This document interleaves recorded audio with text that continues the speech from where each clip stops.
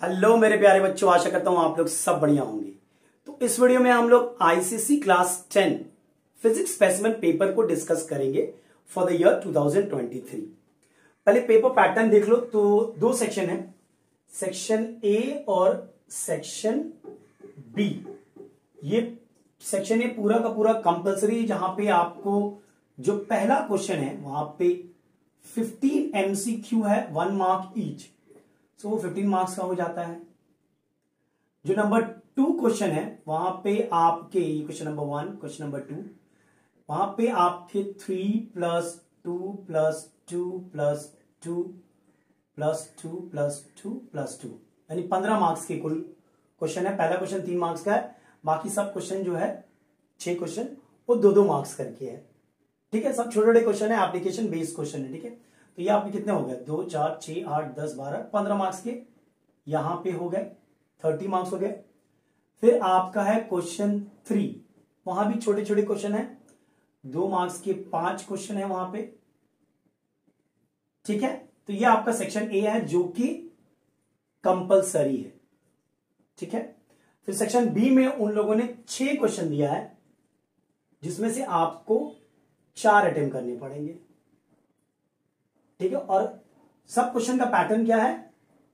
3 + 3 + 4, इतने मार्क्स के क्वेश्चन है। ठीक है, हर क्वेश्चन 10 मार्क्स का है। 3 + 3 + 4, जाहिर बात है उसमें सब डिविजन्स भी है। ठीक है, पेपर मैंने देखा है एप्लीकेशन बेस्ड क्वेश्चन बहुत है। You need to be thorough with your text. चलिए तो स्टार्ट करते हैं। क्वेश्चन 1 देखते हैं पहले। सेक्शन ए का क्या है? SI unit of moment is, अरे भैया मोमेंट क्या होता है? फोर्स इंटू डी होता है। फोर्स का एसआई यूनिट क्या है? न्यूटन है, और डी का क्या? मीटर है। तो ऑप्शन बी मेरा करेक्ट ऑप्शन है। ठीक है, चलो ये तो था नंबर 1। नंबर 2 देखते हैं। विच of the following is the correct expression for the gain in kinetic energy if the initial velocity is not zero? मतलब मान लो बॉडी का इनिशियल वेलोसिटी u है और फाइनल वेलोसिटी v है, तो इनिशियल काइनेटिक एनर्जी क्या होगा? ½ mU²। फाइनल काइनेटिक एनर्जी क्या होगा? ½ mv²। So gain in kinetic energy होगा फाइनल माइनस इनिशियल, मतलब ½ mv² माइनस ½ mU²। चलो ½ m कॉमन ले लो, तो v² माइनस u², यानी कि ऑप्शन डी मेरा करेक्ट ऑप्शन है। अगर इनिशियल वेलोसिटी 0 है तब तो आपका पहला ऑप्शन होगा ½ mv²। ठीक है, चलो नंबर 3 देखते हैं क्या दिया हुआ है। The energy conversion when an oscillating pendulum moves from mean position to extreme position, तब एनर्जी कन्वर्जन क्या होता है? ये डायग्राम देखो आप, ये मान लो मेन पोजीशन है और ये आपका एक्सट्रीम पोजीशन है। ठीक है, और ये जो हाइट है वो है h। तो इस जगह पे मेन पोजीशन पे आपका जो पोटेंशियल एनर्जी होता है वो होता है 0, और काइनेटिक एनर्जी जो होता है वो होता है mgh, याद है? और जैसे जैसे बॉडी मीन से एक्सट्रीम पोजीशन जाएगा उसका काइनेटिक एनर्जी जो है वो कन्वर्ट होता रहता है पोटेंशियल एनर्जी में। और इस जगह पे एक्सट्रीम पोजीशन पे क्या होता है? Potential energy of the body mgh हो जाता है और काइनेटिक एनर्जी 0 हो जाता है। ओके, टोटल एनर्जी हमेशा mgh रहता है। तो क्वेश्चन क्या था? The energy conversion. तो एनर्जी कन्वर्जन क्या होगा? जब बॉडी मीन से एक्सट्रीम जा रहा है तो potential to kinetic, sorry kinetic to potential, sorry kinetic to, यहां पे काइनेटिक एनर्जी ना वो ही चेंज होता है। सो ऑप्शन ए मेरा करेक्ट ऑप्शन है। ठीक है, चलो नेक्स्ट देखते हैं क्या है। Which of the following nuclear radiation can be stopped by a sheet of paper? Alpha, beta, gamma, none of this. देखिए अल्फा का पेनिट्रेटिंग पावर लीस्ट होता है, पेनिट्रेटिंग पावर लीस्ट होता है, सबसे ज्यादा होता है गामा का, फिर बीटा का, फिर अल्फा का। आप तीनों को ही स्टॉप कर सकते हो, बट अगर शीट ऑफ पेपर की बात कर रहे हो या ह्यूमन स्किन की बात कर रहे हो तो आप अल्फा को स्टॉप कर सकते हो, अल्फा को बाय शीट ऑफ पेपर या फिर ह्यूमन स्किन भी, समझ रहे हो। अगर बीटा पार्टिकल की बात कर रहे हो तो आप इसको स्टॉप कर सकते हो, किससे, 1 mm थिक लेड से या फिर 5 mm थिक एल्यूमिनियम से, ठीक है। गामा को भी आप स्टॉप कर सकते हो, कैसे, 30 सेंटीमीटर थिक लेड शीट, इससे आप स्टॉप कर सकते हो। लेकिन इस क्वेश्चन में क्या बोला हमें कि आप शीट ऑफ पेपर से किसको स्टॉप कर सकते हो, तो अल्फा पार्टिकल को, ठीक है, याद रखिएगा। चलो नेक्स्ट देखते हैं अब। नंबर 5 क्या है, देखो, when 7 spectral colours passes through a glass block from है, then which of the following statement is correct. Number A, in the glass block, मैंने नहीं लिखा यहां पे, ठीक है, speed of blue light is greater than the speed of yellow light, speed of green light is greater than the speed of orange light, speed of violet light is greater than the speed of red light, and speed of orange light is greater than the speed of Indigo light. अब देखो, आप ये लिख लो with zero, क्या होता है, जैसे जैसे आप जाते हो लैम्डा और वेलोसिटी इंक्रीज होता है, वेलोसिटी मिनिमम होता है, लैम्डा भी मिनिमम होता है, यहाँ पे वेलोसिटी मैक्सिमम होता है, जैसे जैसे नीचे आओगे, और लैम्डा भी मैक्सिमम होता है। Speed of blue light is greater than the speed of yellow light, blue yellow नहीं, येलो का ज्यादा होगा, ठीक है।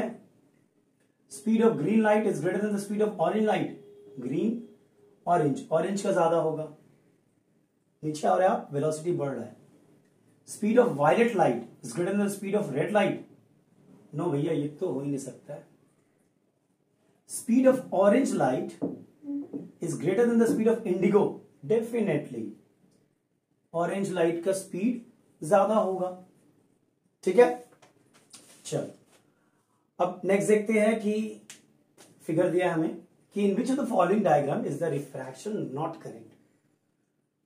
तो पहला डायग्राम देखो, 2f से स्टार्ट होके पैरेलल हो रहा है, ऐसा नहीं होता है, कॉन्वेक्स लेंस ना, f से स्टार्ट होके फिर पैरेलल होगा, ठीक है, ये नहीं हो सकता, मतलब ये करेक्ट नहीं है, मतलब आंसर मेरा यही होगा, try to understand, this is wrong, which is not correct, यही मेरा आंसर होगा।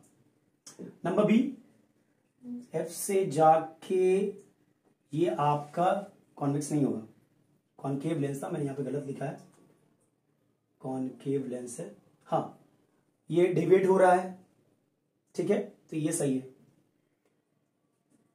एफ से फिर पैरेलल में आ रहा है, ये भी सही है डायग्राम, ये भी सही है डायग्राम, करेक्ट डायग्राम ये, तो आपका आंसर ये नहीं होगा, जो करेक्ट है वो नहीं होगा, ठीक है।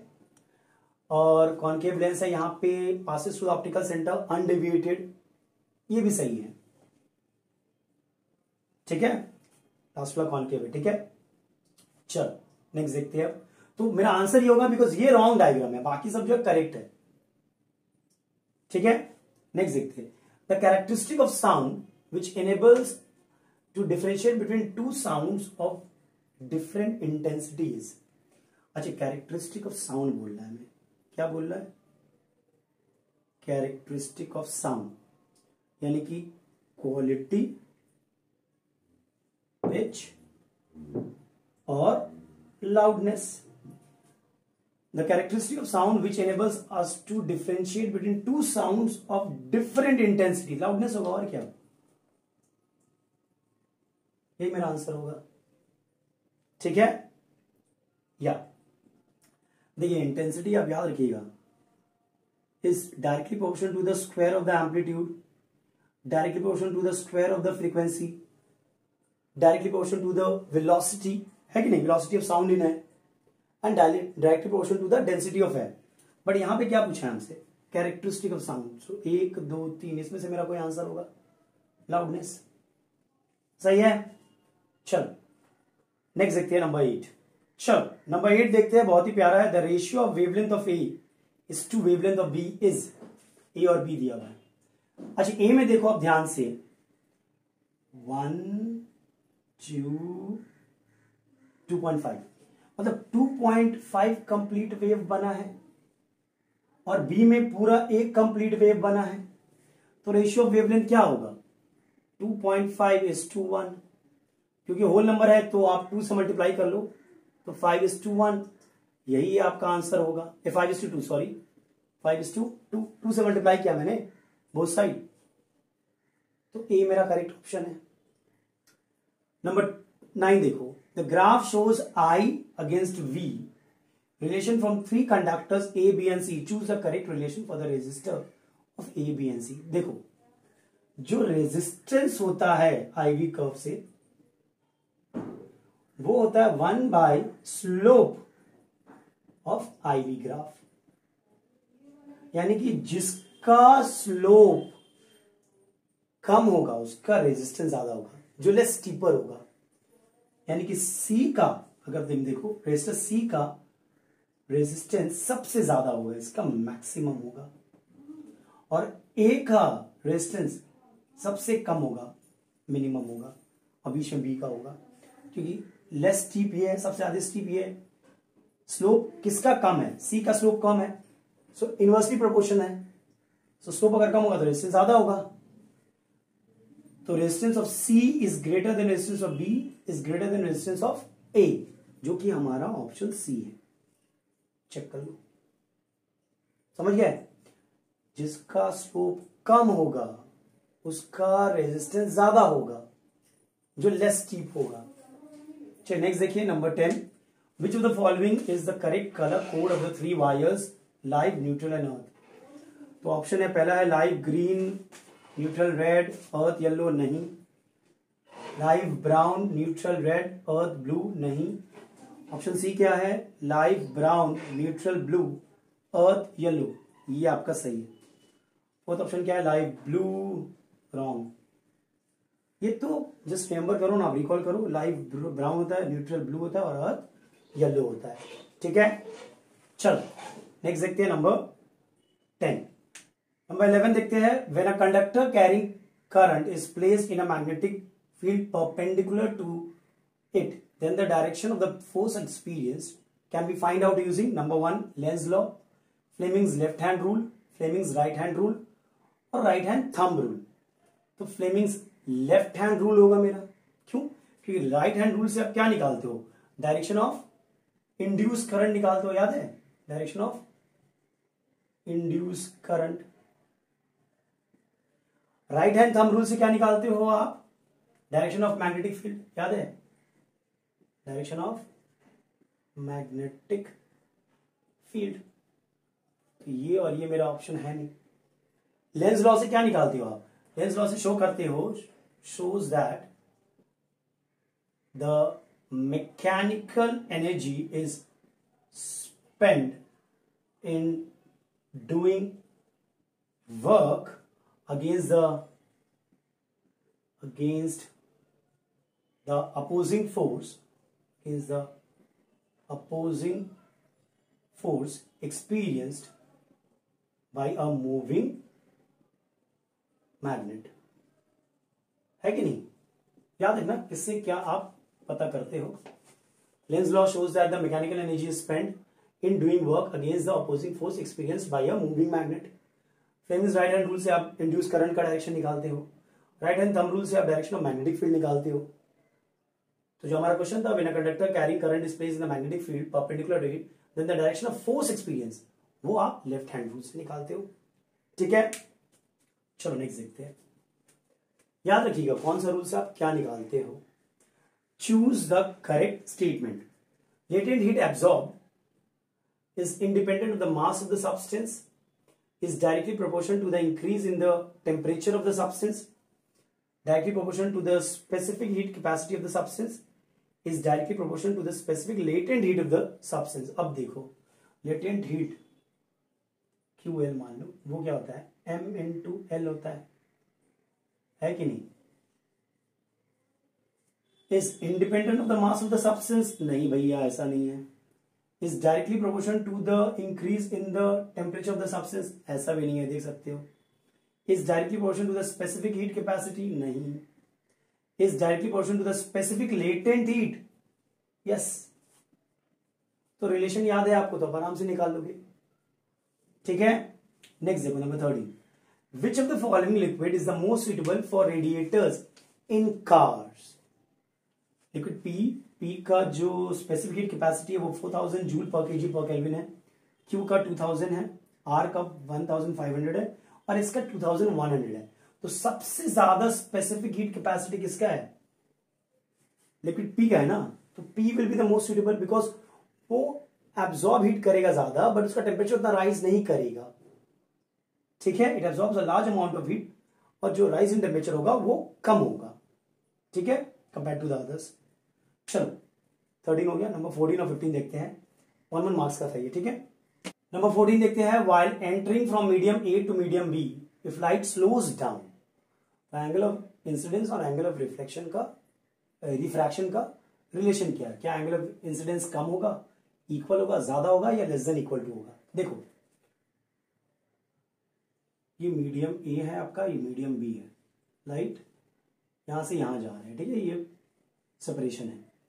स्लोज डाउन, क्या बोला है? The light slows down. Slows down का मतलब क्या है? वेलोसिटी डिक्रीज हो गया है कि नहीं?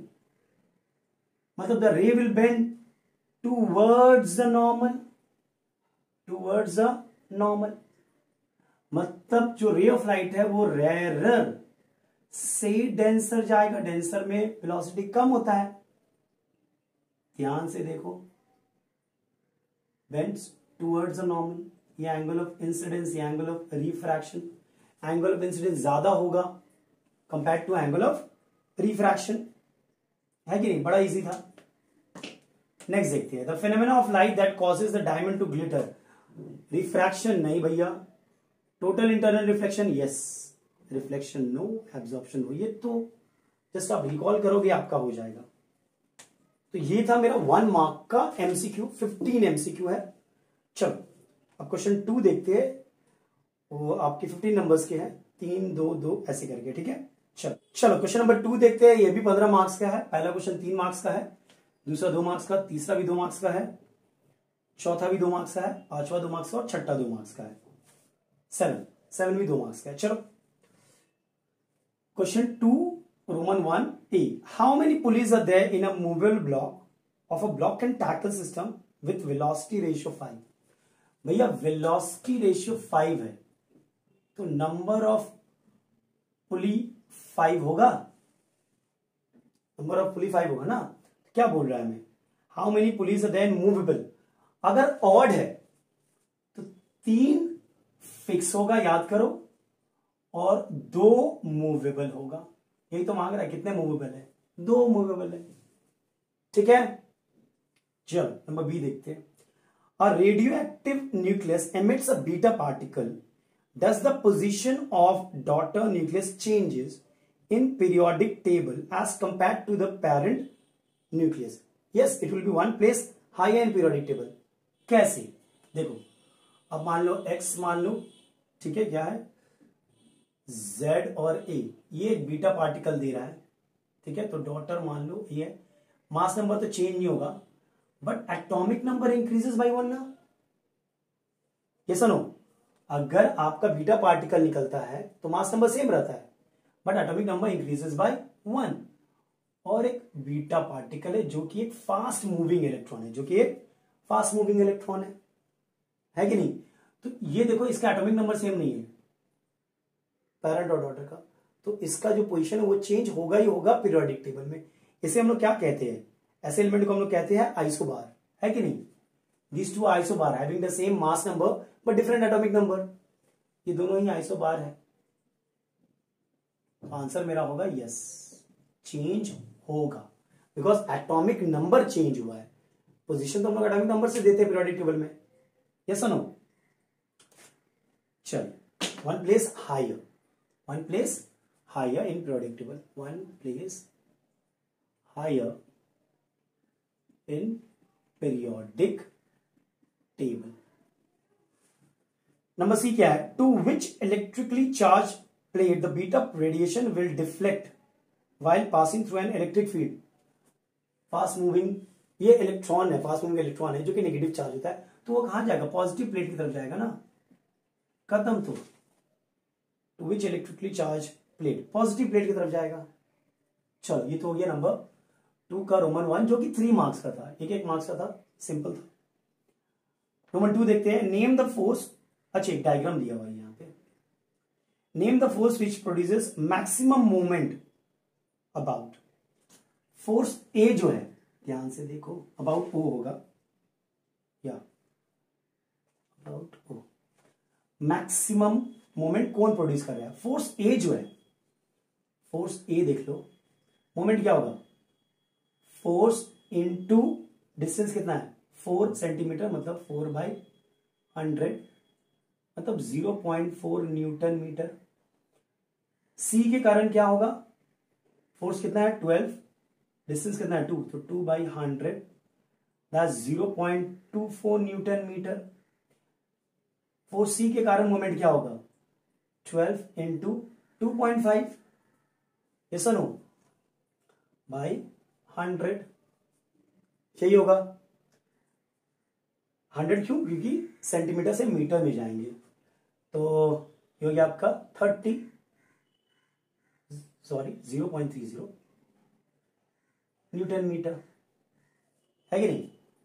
2.5 इंटू 12 तो वो आपका 30 देगा, बाई 100 कर दो। अब सबसे ज्यादा मोमेंट कौन प्रोड्यूस कर रहा है, ए कर रहा है, ये तो मेरा आंसर होगा 0.4 न्यूटन मीटर, ठीक है। Calculate this moment in SI unit, ये तो है मेरा 0.4 न्यूटन मीटर, कैलकुलेट भी करने बोला है, ठीक है। चलो नंबर रोमन 3 देखते हैं क्या दिया हुआ है, state 2 factors that affect the centre of gravity of a body. तो पहला तो शेप ऑफ द बॉडी पे डिपेंड करता है, दूसरा how mass is distributed, distribution of mass, distribution of mass. अगर बॉडी को तुम डिफॉर्म करोगे तो उसका सेंटर ऑफ ग्रेविटी भी चेंज हो जाता है, और ये जरूरी नहीं है कि सेंटर ऑफ ग्रेविटी बॉडी में ही रहे, वो बॉडी के बाहर भी रह सकता है, ठीक है ना। Shape of the body and mass distribution in the body. Number 4 क्या बोल रहा है, ये भी आपका 2 नंबर का था, ठीक है। Number 4, if the moment of force F about the centre of the wheel O is 6 newton metre, then calculate the moment of the force about A. जब हम लोग अबाउट ओ बात कर रहे हैं, ध्यान से देखना, ओ ये रेडियस है और ये पूरा क्या है डायमीटर, जो कि मेरा 2 रेडियस है, डायमीटर। अबाउट ओ जब हम बात करते हैं तो मोमेंट क्या होता है, फोर्स इनटू आर, ये होता है ना, और इसका वैल्यू दिया हुआ है मुझे 6 न्यूटन मीटर, 6, तो आर क्या होगा 6/20 मीटर, ठीक है। अब अगर अबाउट ए आप मोमेंट निकाल रहे हो तो मोमेंट क्या होगा, फोर्स इनटू डिस्टेंस, अब डिस्टेंस क्या हो जाएगा 2r हो जाएगा, मतलब 2 इंटू 6/20, 12 न्यूटन मीटर। बड़ा इजी था, ठीक है, आपको सिर्फ फॉर्मूला याद रखना था, बेसिक है। चलिए नंबर 5 देखिए, रोमन 5 क्या दिया हुआ, ये भी 2 नंबर का है। If kinetic energy of a moving body is 40 joule, kinetic energy हमको दिया हुआ है 40 joule, then what will be its kinetic energy when the velocity is double. अरे भैया वेलोसिटी जब आप डबल करते हो तो काइनेटिक एनर्जी क्या हो जाता है, फाइनल 4 टाइम्स हो जाएगा काइनेटिक एनर्जी इनिशियल की। क्यों, क्योंकि काइनेटिक एनर्जी का फॉर्मूला क्या होता है, half m v square, half m v square. तो v को अगर तुम डबल करोगे तो half m twice of v square, तो 2 का स्क्वायर 4 होता है, मतलब 4 टाइम्स हो जाएगा। तो अगर इनिशियल 40 था तो फाइनल कितना होगा 4 इंटू 40, दैट इज 160 जूल, है कि नहीं। चलो बड़ा इजी था, 4 टाइम्स याद रखिएगा, क्योंकि मास तो चेंज हो नहीं रहा है, वेलोसिटी चेंज हो रहा है। अच्छे, अब फ्रीली, ये भी 2 नंबर का था। नंबर 6 देखते हैं, a freely suspended pendulum in air is disturbed once and left to oscillate on its own, name the type, इसका ए और बी है, पहला में क्या है, name the type of vibration, तो डैम्प्ड वाइब्रेशन होगा बिकॉज एम्पलीट्यूड डिक्रीज होगा, DAMPED, डैम्प्ड वाइब्रेशन, ठीक है, with decreasing amplitude. State one way to decrease the frequency of this vibration, अरे भैया लेंथ को बढ़ा दो तो फ्रीक्वेंसी घट जाएगा, खत्म हो गया, रिलेशन याद होगा आपको, लेंथ को हम बढ़ा देंगे तो फ्रीक्वेंसी मेरा कम हो जाएगा। चलो ये था क्वेश्चन नंबर 2, ठीक है। ओ एक और है इसका, 7 भी है, या 7 भी है, यहां पे लिखा मैंने, ठीक है। 7 नंबर क्या है देखिए, तो 2 copper wire A and B of the same length, A और बी है, इन दोनों का लेंथ सेम है, present at temperature 30, radius of A is twice the radius of B. इसका रेडियस अगर x है तो इसका रेडियस क्या होगा, 2x होगा, बोल दिया है। Radius of A is twice the radius of B, मतलब ए जो है वो थिकर है कंपेयर टू बी, समझ में आ रहा है। अब क्या बोल रहा है इसका पार्ट ए, क्या बोल रहा है हमें, which wire has greater resistance, भैया रेजिस्टेंस क्या होता है, रो एल बाई ए, यानी कि rho L by pi r square, तो रेजिस्टेंस जो है वो inversely proportional to the square of the radius है, तो जिसका आप रेजिस्टेंस जिसका आप रेडियस ज्यादा करोगे, इनवर्सली है ना, अगर रेडियस ज्यादा करोगे आप तो रेजिस्टेंस घट जाएगा, सिंपल सा बात है। आप रेडियस बढ़ा दो रेजिस्टेंस कम हो जाएगा, आप रेडियस कम कर दो रेजिस्टेंस बढ़ जाएगा, ये आपका रिलेशन है, इनवर्सली प्रोपोर्शन है। क्या बोल रहा है, which wires has greater resistance, B, because उसका रेडियस कम है, अगर रेडियस कम होगा तो रेजिस्टेंस ज्यादा होगा, बिकॉज लेंथ तो सेम है ना, रेजिस्टेंस तो लेंथ पे डिपेंड करता है और एरिया पे डिपेंड करता है कि नहीं। और क्या बोल रहा है number B, which wire will have greater resistivity, अरे भैया रेजिस्टिविटी क्या चीज पे डिपेंड करता है, मटेरियल ऑफ द वायर पे, दोनों तो सेम है, सेम मटेरियल का तो सेम रेजिस्टिविटी होगा, ठीक है। Which wire will have greater resistivity, they will have the same resistivity. चलो ये था नंबर 2। अब क्वेश्चन नंबर 3 देखते हैं। क्वेश्चन नंबर 3 देखिए क्या बोल रहा है, a lens x can form an image on the screen, मतलब रियल इमेज बना है, real image on the screen बोल दिया हमें। नेम द लेंस एक्स, तो वो कॉन्वेक्स लेंस होगा भाई, तभी ना रियल इमेज हुआ है। Is it possible for this lens to form magnified image, बिल्कुल, आपका convex lens diminished, equal, magnified, highly magnified, सब के सब इमेज दे सकता है। ऑब्जेक्ट को आप f और 2f के बीच में रख दो ना, तो आपका जो इमेज होगा वो आपका मैग्निफाइड होगा, या f और लेंस के बीच में रख दो ना, तभी आपका जो इमेज होगा वो मैग्निफाइड होगा। एट f रख दो, हाईली मैग्निफाइड होगा, है कि नहीं। तो यस पॉसिबल है भैया, है कि नहीं। चलो नंबर 2 का क्या दिया, रोमन 2 का, is it possible to switch off an appliance by placing the switch in the neutral wire, switch को कहां प्लेस किया है, न्यूट्रल वायर पे, ध्यान से देखना। तो क्वेश्चन क्या है हमारा, is it possible to switch off, भैया पॉसिबल तो है क्योंकि सर्किट इनकम्प्लीट हो जाएगा, तो पॉसिबल तो है, स्विच ऑफ कर सकते हो, बट ये जो है, ये देखो आंसर तो ये सुना, this is deceptive plus dangerous. ऐसा क्यों, क्योंकि जो अप्लायंस है वो अभी भी high potential terminal through the live wire से कनेक्टेड है, तो आपको शॉक लग सकता है, ये सुनो क्यों है ऐसा भाई, because appliance remain connected to high potential terminal through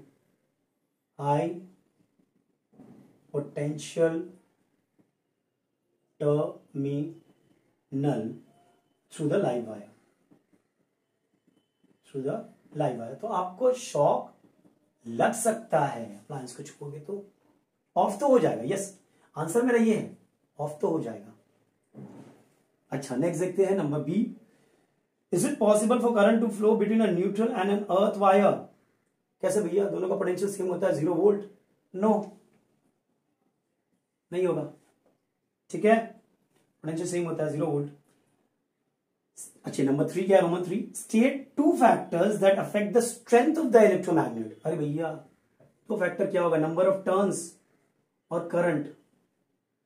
बढ़ा दो स्ट्रेंथ बढ़ जाएगा, घटा दो स्ट्रेंथ घट जाएगा, है कि नहीं? चलो नंबर 4 देखते हैं। अच्छा, ये न्यूमेरिकल है।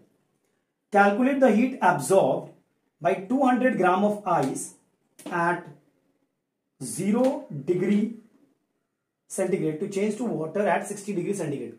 देखो, ice at 0 degree centigrade changes to water at 60 degree. तो ये तो 2 स्टेप में होगा ना। पहले आइस मेल्ट करेगा, आइस मेल्ट करके वाटर एट 0 डिग्री देगा, फिर इसका टेम्परेचर राइज होगा जब हीट दोगे आप, तो ये वाटर एट 60 बनेगा, है कि नहीं? यहां पे हीट Q1 लेटेंट हीट क्या होगा? ml होगा। यहां पे राइज इन टेम्परेचर हुआ है तो Q2 क्या होगा? mc del T होगा। C is the specific heat capacity, del T मतलब change in temperature, L is the latent heat. Value बैठा दो। मास क्या दिया हुआ है? 200 ग्राम, देखते रहिएगा। L क्या दिया हुआ है? Specific latent heat of ice, वो दिया हुआ है 336000 जूल पर केजी। और specific heat capacity of water, C of water दिया हुआ है हमारा, ये हमें याद रहना चाहिए, 4200 जूल पर केजी पर केल्विन। अच्छा, और आपको क्या दिया हुआ है? Specific heat capacity of ice भी दिया हुआ, वो मेरा लगेगा नहीं यहाँ पे, ये तो वाटर का स्पेसिफिक हीट कैपेसिटी है। ठीक है, तो वो मैं नहीं लिख रहा हूं। तो Q1 क्या होगा? मास है 200 ग्राम, so 200 by 1000। L क्या है? Latent heat of ice 336000। 1 2 3 1 2 3, तो कर लो 0 0 2 6 12 2 3 6 7 67200 जूल ऑफ एनर्जी, है कि नहीं? Q2 क्या होगा? M क्या है? 200 by 1000। C क्या है? 4200। चेंज टेम्परेचर कितना है? 60 है। 1 2 3 1 2 3। ठीक है, तो ये हो गया आपका 200 into 42 कर लो पहले। 0 0 2 2 4 2 4 8 into 6 सॉल्व कर लो। 0 0 6 4 24 48 49 50, यही हुआ। तो टोटल हीट क्या होगा? दोनों को ऐड कर दो। 67200 plus 50400, 117,600 joule of energy require होगा, एब्जॉर्ब होगा, कि आपका ice at 0 changes to water at 60 degree. देखिए यहां पे आपको कंफ्यूजन के लिए specific heat capacity of ice भी दिया होता है, लेकिन कोई यूज था नहीं, समझ रहे हो? अच्छा, नेक्स्ट क्या है? What are background radiation. चलिए मैं यहां पे लिख दे रहा हूं। देखिए, रेडियो एक्टिव रेडिएशन जिससे हम लोग सब एक्सपोज्ड है, लेकिन फील नहीं कर पाते हैं, बिकॉज वो लेवल इतना कम है, इंटरनली एक्सटर्नली, ठीक है, बॉडी के अंदर भी बॉडी के बाहर भी। Radio active radiation